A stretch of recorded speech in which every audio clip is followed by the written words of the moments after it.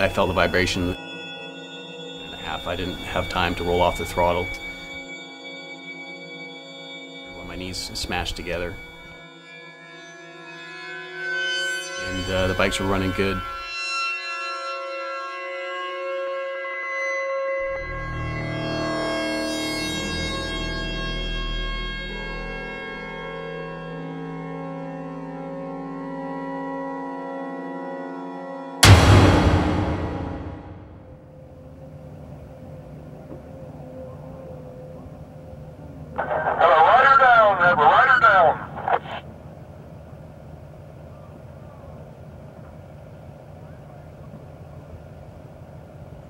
My name's Jason McVicker and I'm from Vancouver, BC, Canada.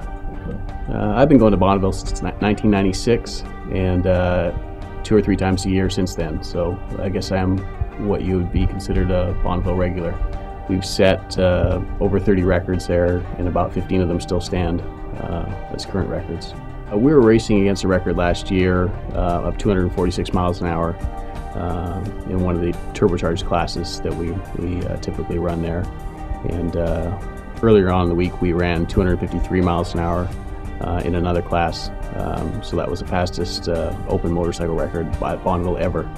The bike that crashed made 634 horsepower, and we had it turned down to about 450 when we crashed it.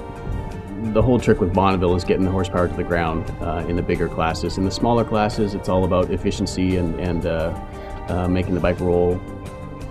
It was a Saturday when we crashed the bike.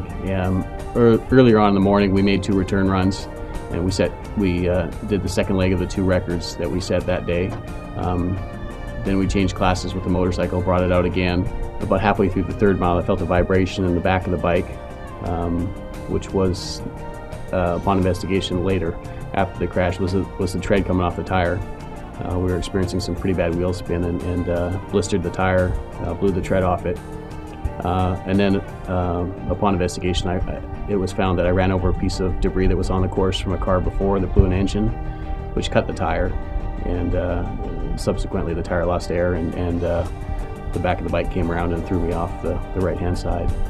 The previous record for the highest motorcycle crash survived was 200 miles an hour, which was by Ron Cook, which happened at El Mirage about 10 years ago.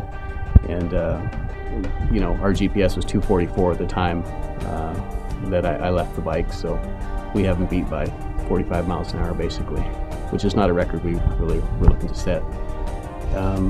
Basically I was wearing a Shoei helmet that we've run for years, pretty happy, pretty lightweight unit. And when I came off the bike, the first part of my body that hit the ground was my head. I came off the bike to the right, and I tucked my shoulder in and hit the ground with my head and my shoulder, and then tumbled for the 1,600 feet. But the helmet had an abrasion on the top left side of it, and it tore off the visor, and that was the only damage.